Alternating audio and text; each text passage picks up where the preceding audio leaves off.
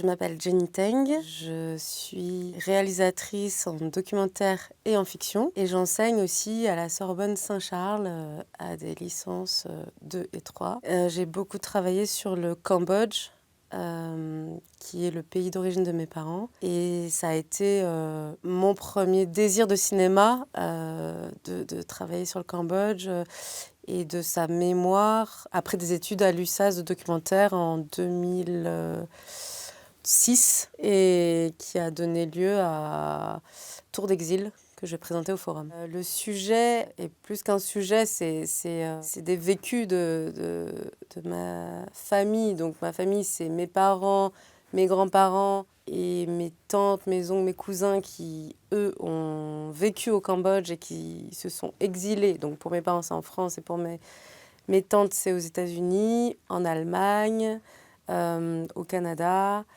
Il y en a aussi en Australie. Et du coup, c'est un sujet qui est personnel et qui dépasse même le sujet. C'est-à-dire que c'est plus une quête permanente. Et je pensais même, après une thèse qui s'appelait « Le cinéma peut-il nous consoler ?» en avoir fini avec le Cambodge, mais en fait, ce n'est jamais fini. Alors, qui se souvient du génocide cambodgien? C'est une très bonne question, parce que, en fait, toute la question est dans la question, c'est-à-dire de savoir qui. Est-ce que c'est ceux qui l'ont vécu ou est-ce que c'est leurs descendants qui se souviennent ou qui ont besoin de se souvenir, qui vont à la recherche de souvenirs de leurs parents? Et en fait, c'est un événement tragique qui a eu lieu il n'y a pas si longtemps, c'est-à-dire 75-79. Du coup, il y a peut-être 3 générations maximum depuis cette génération qui l'a vécu, de survivants, et qui sont arrivés en France. Qui se souvient? Est-ce que c'est ceux qui l'ont vécu? Est-ce que c'est leurs descendants? Est-ce que c'est leurs petits-enfants? Et qu'est-ce qu'on met dans souvenir aussi? Alors, cette mémoire, elle est différente quand je suis allée questionner ma famille aux États-Unis, par exemple. La parole était plus simple, plus vivante, plus spontanée. Et c'est sûrement lié à la manière dont les États-Unis représentent l'immigration, comment les minorités, en fait, ont eu la possibilité de se représenter dans un melting pot par rapport à une France républicaine où tout le monde devait peut-être s'aligner à un modèle. Et du coup, la mémoire se fabrique aussi par la langue et par la manière de le raconter, la possibilité de le raconter ou pas, de raconter sa particularité d'étranger. Et donc, c'est extrêmement différent. C'est ce que j'ai remarqué à l'échelle familiale entre les personnes du 13e arrondissement que j'ai interviewées dans mon premier film Tour d'exil et ceux que j'ai pu interviewer dans Gorgone, mon deuxième film aux États-Unis. Après, il y a aussi 10 ans d'écart. Mais quand même, c'est pas que les 10 ans d'écart, c'est aussi la facilité de se raconter. Donc après des études à Sciences Po, je savais pas exactement vers quoi m'orienter. Je n'avais pas du tout envie de faire une carrière dans l'administration ou dans la politique. Je faisais déjà des photos. Et le premier voyage que j'ai pu faire dans le cadre de Sciences Po, dans un stage, c'était au Cambodge. Et à partir de là, ça a été un bouleversement. Il y a eu vraiment avant Cambodge et après. Et j'avais c'était Sciences Po, j'avais 21 ans à peu près. Et je le raconte dans Gorgone, mon deuxième film, qui... En fait, c'est un voyage qui a, je pense, qui a déterminé toute la suite de ma recherche, c'est-à-dire de ma recherche à la fois en photo, en images et aussi plus existentielle. Et à partir de là, j'ai eu besoin de travailler de creuser jusqu'à faire des études en cinéma documentaire à l'USAS. Et donc c'était évident que le sujet, c'était comment on vit avec cette mémoire. Donc ça s'est précisé à chaque fois. Comment on vit avec cette mémoire dans le 13e arrondissement, parce que je ne comprenais pas pourquoi les gens n'en parlaient jamais. Donc ma question première de Tour d'exil, c'était qu'est-ce qu'on a fait des fantômes du génocide cambodgien? Qu'est-ce qu'on a fait des personnes disparues qu'on n'a pas pu enterrer? Pour moi, elles étaient encore là. C'est tout le travail du cinéaste et de la recherche, puisque j'ai fait une thèse en recherche-création sacre. avec l'école normale et la FEMIS, c'était exactement le nœud à trouver qui était comment on fait pour chercher, exprimer, élaborer, tisser du sens pour créer une mémoire à partir d'un film et d'un texte, puisqu'il y a une thèse, donc j'ai fait plusieurs journaux. C'était une thèse assez libre pour que ce soit transmissible à la fois pour la recherche, à la fois pour un grand public, puisque les films étaient à vocation d'être diffusés, et pour les personnes que j'ai interrogées, qui étaient à la fois de la première génération et de la deuxième. Et moi, je me situais du coup entre tous ces mondes-là qui ont vraiment des langages, des imaginaires, des expériences par rapport au Cambodge et à leur exil très, très, très différentes. Autant au sein du groupe que entre les générations. Et donc, n'en parlons pas pour ceux qui ne connaissent rien du Cambodge. Je me sens plutôt comme une traductrice. Alors au départ, j'ai d'abord, dans mon travail de recherche, travaillé sur les survivants. Et ensuite, j'ai fait la rencontre de quelques personnes qui s'occupaient d'une association des Chinois cambodgiens de Paris 13e et qui m'ont accueilli. Et c'est devenu le projet de l'association pendant 1 an ou 2. Donc j'ai fait la rencontre de beaucoup de descendants de deuxième génération. Et en fait, ce qui m'a vraiment étonnée, donc c'était au tout début de ma thèse, donc c'était en 2017, il y en avait très peu qui connaissaient l'histoire de leurs parents en 2017. Donc ça veut dire qu'en fait, ils s'étaient construits comme jeunes adultes parce qu'ils avaient entre 25 et 35 ans sans avoir la possibilité de savoir comment étaient morts leurs grands-parents, leurs oncles, leurs tantes, pourquoi leurs parents étaient aussi, et c'était aussi étrange, pour dire pour faire un générique, parce qu'il y avait toutes sortes de comportements. On est allé assez loin dans les interviews. C'était effectivement sur des exils intérieurs, c'est-à-dire comment ils arrivaient à relier en fait le traumatisme de leurs parents d'exil, mais aussi de famine et de perte et de maltraitance dans les camps de travail des Khmers rouges. Donc une grosse catastrophe qui est totale en fait. Donc c'était assez difficile de piocher dans un trauma plutôt qu'un autre.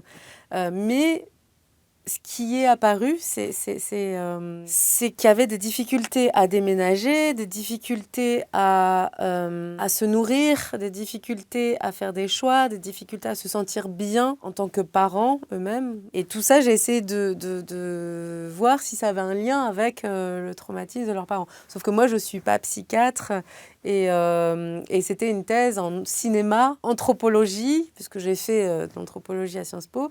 Mais je ne pouvais pas me prétendre être psychiatre. Donc c'était la difficulté de quelle limite je mets entre des symptômes d'une génération. C'était très différent entre la deuxième génération et la première, sachant que la deuxième était habitée par des fantômes qu'elle ne connaissait pas. Donc c'est ce qu'on appelle, il y a un concept qui existe, qui s'appelle la post-mémoire, qui est un concept assez prolifique parce que ça nomme en fait des sensations, des souvenirs d'événements qu'on n'a pas vécus. Donc c'est très spécial. Et donc comment cette deuxième génération sentait des choses, des malaises, des tensions, des gênes à faire des choses, par exemple à déménager, ça c'était un exemple très très courant, à communiquer, il y avait des insomnies, il y avait voilà, toutes sortes de symptômes psychosomatiques qui étaient liés en fait au vécu de leurs parents. Les parents qui n'avaient pas forcément transmis par la parole mais par le corps, par le geste, par les silences justement. Donc c'était très différent. Il y avait dans la première génération des personnes qui n'avaient pas du tout de difficulté à parler parce qu'on dit souvent qu'ils n'ont pas envie de parler ou qui sont mutiques, mais en fait, en cherchant, en questionnant, c'était plutôt qu'ils ne trouvaient personne pour entendre, comme le dit très bien Primo Levi. C'est-à-dire que ce n'est pas les survivants qui n'ont pas la possibilité de raconter par des mots, parce que c'est trop dur, c'est plutôt qu'ils n'ont pas d'oreille pour entendre.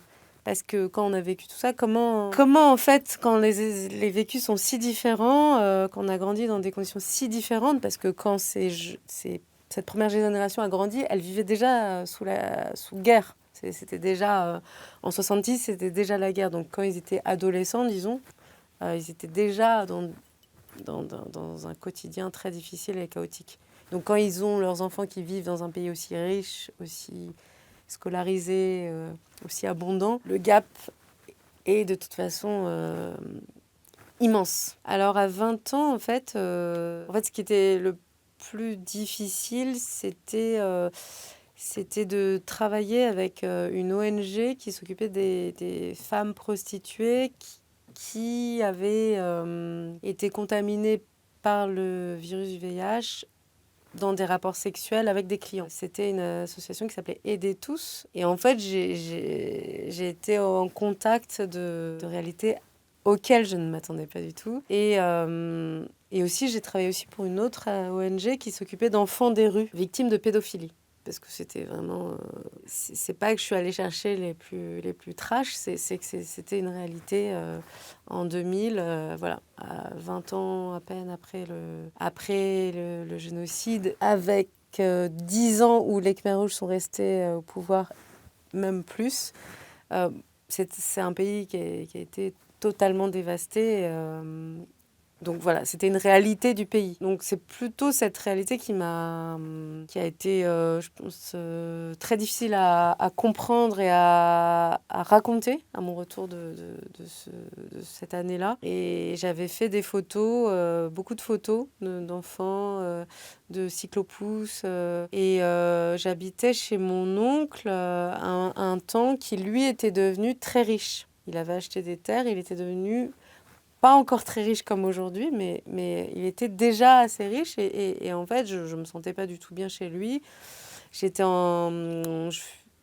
beaucoup avec mon cousin qui habitait chez lui, qui était revenu des États-Unis. Donc mon cousin Benoît, qui est un des héros de mon film Gorgone.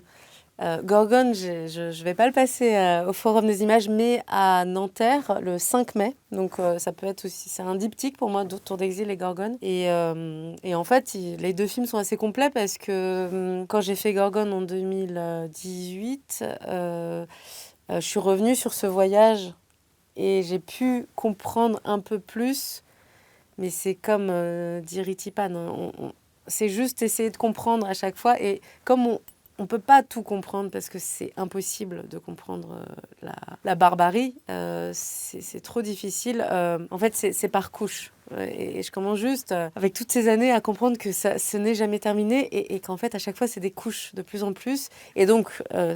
pour Gorgone, je suis revenue sur ce voyage et j'ai compris que je ne trouvais pas du tout ma place chez mon oncle.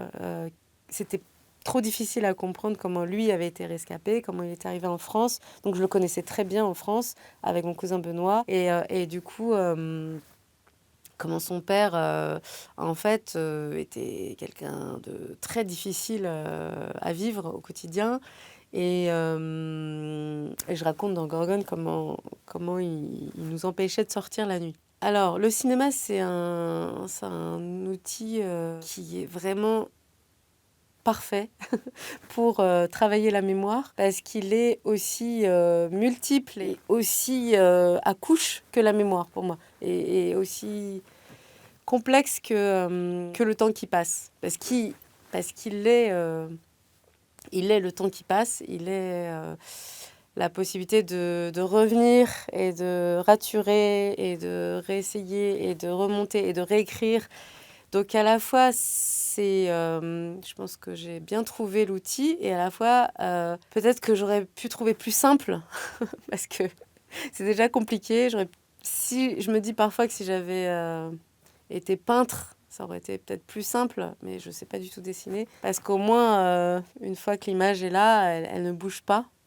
Tandis que le cinéma, parfois je me perds aussi parce que c'est beaucoup de possibilités de rechanger, de revoir, de donner une forme à cette réalité.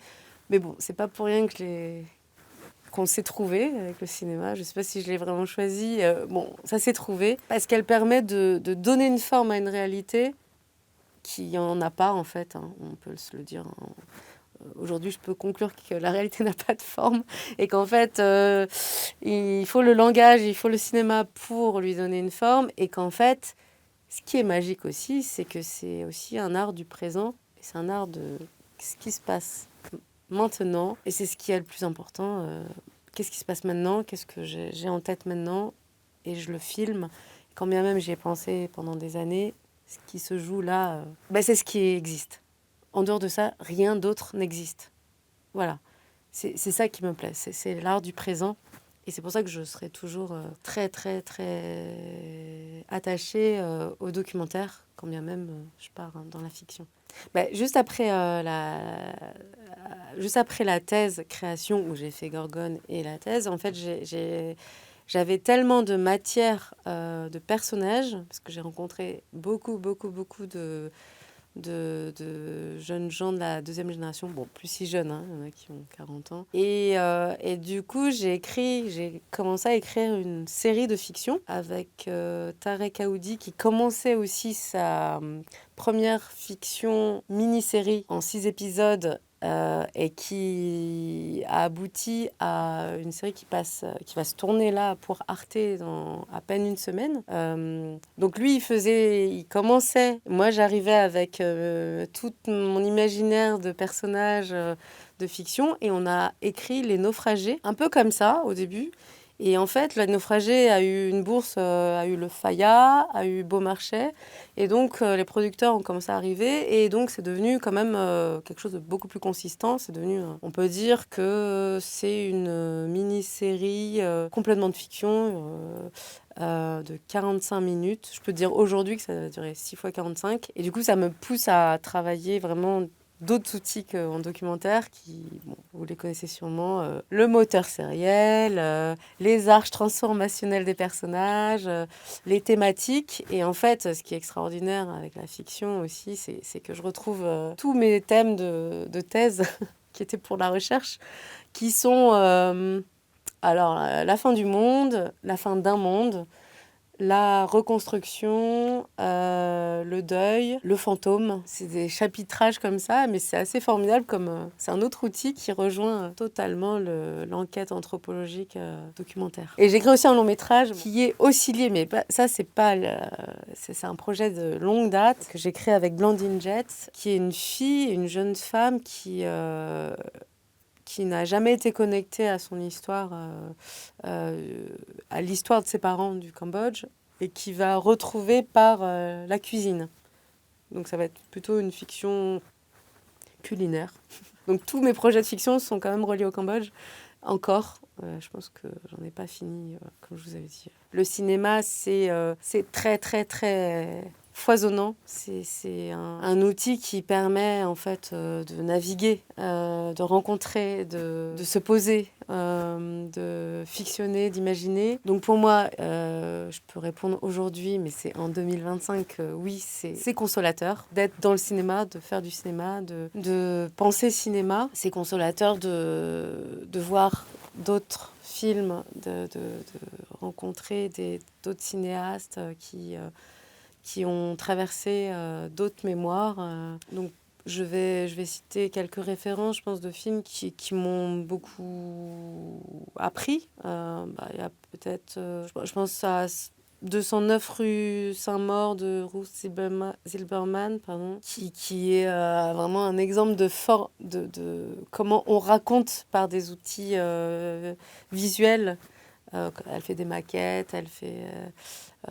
voilà, à travers un bâtiment entier qui a une histoire voilà, avec les enfants déportés pendant la Shoah. Il y a Riti Pan qui a été vraiment un ouvreur de voix. Et je pense revenir sur son premier film parce que je comprends toujours pas comment il a fait. Parce qu'en fait, lui, il est sorti des camps en 80, si je me trompe pas. Et en 89, après être passé par l'EDEC, anciennement Fémis, il a fait un film sur les camps de réfugiés. Le camp qui était toujours actif, qui était toujours vivant, Side 2. Et ce film est extraordinaire en termes de mise en scène.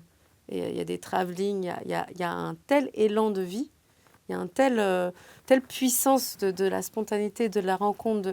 On sent qu'il est totalement habité par cette femme qui filme et par comment ça grouille. Et on sent qu'il le connaît très très bien, ce camp. Il y a le film aussi de Chantal Akerman, je pourrais en citer beaucoup, qui m'ont beaucoup aidé à me dire, en fait, c'est incompréhensible, c'est grouillant, il y a trop de matière, il y a trop de gens, il y a trop d'obstacles, c'est compliqué, mais en fait, je vais y arriver. Il y a des choses possibles. Il y a des choses possibles dans le minimalisme de Chantal Akerman, par exemple, quand elle filme depuis sa fenêtre de l'autre côté, ou quand son premier court-métrage aussi, Saute ma ville, dans son rapport à sa mère, qui est rescapée aussi. Bon, il y a beaucoup de choses. Alors, Tour d'exil, je l'ai écrit pendant que je travaillais avec un chorégraphe, Rachidou Ramdan, qui est aujourd'hui directeur du Palais de Chaillot, et qui, en fait, travaillait déjà sur la mémoire de son père.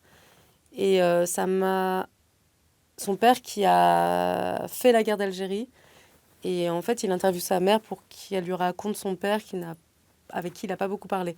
Et ça a été vraiment une inspiration, je pense, parce que j'étais à la fois sa vidéaste et régisseuse vidéo. Donc on a beaucoup tourné son spectacle, son solo loin. Alors, est-ce que les dates concours, est-ce qu'on était en train de les préparer? Ma mémoire, voilà, fait des détours. En tout cas, ce travail sur le plateau avec des danseurs, avec de l'improvisation, m'a beaucoup aidé à prendre confiance dans créer des dispositifs. C'est-à-dire, voilà, je dis à Tameng, un des personnages de Tour d'exil, qu'on va le voir pendant 3 jours, qu'on va aller au magasin de karaoké, qu'on va aller dans son studio, qu'on va aller... on va passer par la dalle des Olympiades, qu'on va descendre l'escalator. Et à l'intérieur de tout ça, je vais lui parler ou pas pendant la marche, parce que c'est pas évident avec un micro. Et en plus, il était déjà un peu âgé. Donc, je vais lui parler ou pas, mais c'est possible. Il faut qu'il soit assez aux aguets, assez attentif. Et on va faire un entretien chez lui posé. Voilà, ça c'est le dispositif avec lui, avec le personnage, avec mon équipe. Donc on était très peu. Alors il y avait Sarah Malégol qui a fait depuis un film sur le Rwanda.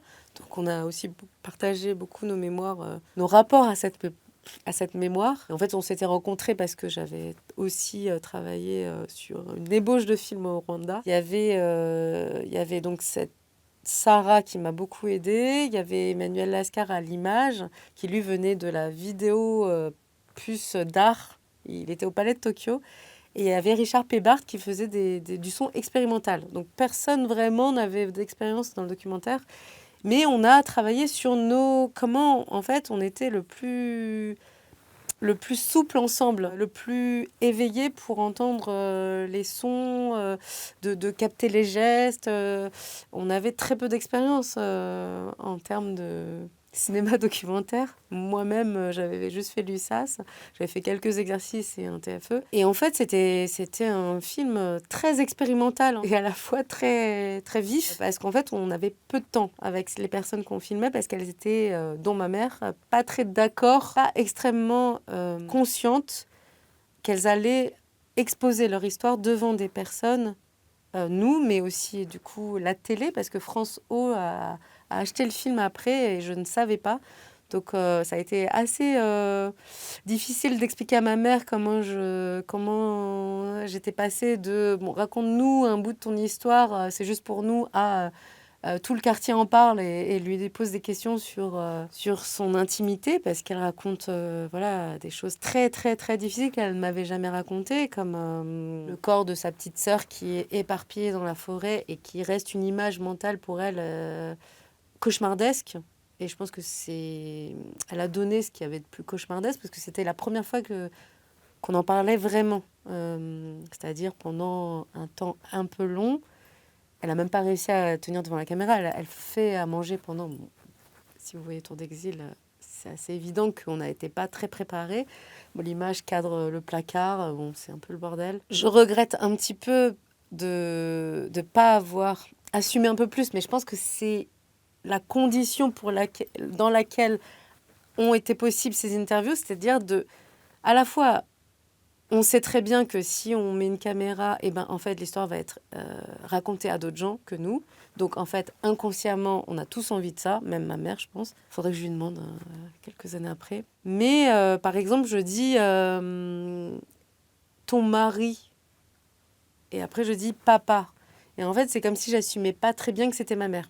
Donc, il y a quelque chose qui est peut-être un peu, même pas pudique, mais pas assumé de notre rapport, qui fait que, bon, c'est un film... Bon, de toute façon, moi, je pense que dans cette histoire, je raconte mon histoire, mais en fait, c'est que je transmets plutôt des histoires. J'ai pas une place, et si vous voyez Gorgone, donc qui passera sûrement à Nanterre le 5 mai, et sûrement au musée Guimet aussi à la rentrée prochaine, qui est un peu plus à la première personne, parce qu'il y a une voix off, mais qui est pas non plus... je raconte pas ma vie. C'est-à-dire que je dis je, mais pour dire nous, en fait, pour intégrer les gens, pour donner un point de vue. Donc Tour d'exil, voilà, si je dois résumer. Tour d'exil, c'est un dispositif expérimental avec mon équipe, une relation de confiance avec les personnages, avec la place qu'ils veulent bien prendre à ce moment-là, en 2009, dans le 13e, alors même qu'ils n'ont jamais raconté de l'histoire, même pas à leurs enfants. Et moi, ma position avec ces personnes que je connais très bien, qui sont des très proches de ma famille ou ma mère, et où je dois aussi chercher ma place, mais je peux m'y préparer longtemps pendant les repérages, mais en fait, ça se fait sur le moment. C'est pour ça que pour moi, c'est vraiment... le cinéma, c'est du présent pur. Et on trouve cas un cas, plus ou moins, on fait de notre mieux. Et mes profs de l'USSAS pourraient dire, parce qu'ils l'ont jamais projeté à l'USSAS, donc j'étais très énervée. Ils pourraient dire, oui, mais c'est pas assez hauteur, c'est pas assez gna gna gna, c'est pas assez incarné, c'est pas assez profond, c'est pas assez. Mais en fait, c'est tout ce que j'ai pu faire à ce moment-là. Voilà, c'est tout. C'est comme ça. Dans le cadre imparti, dans la production impartie, voilà. Ce dont je suis assez contente dans Tour d'exil, c'est donc d'avoir pris autant de sons qui ont pu être mixés pour faire une musique, en fait, par un ami, Alexandre Meyer, qui travaille beaucoup pour la scène vivante et qui a fabriqué une musique que je trouve vraiment très... Enfin, à chaque fois que je l'entends, elle m'émeut beaucoup. Parce que, voilà, elle est à la fois très asiatique et à la fois très contemporaine. Et le vendredi 25 avril à 18h30 au Forum des Images, dans le cadre des cours de cinéma, on essaiera ensemble de répondre à la question très simple: le cinéma peut-il nous consoler? Dans le cadre du festival qui se souvient du génocide cambodgien. J'espère que vous viendrez nombreux et c'est gratuit.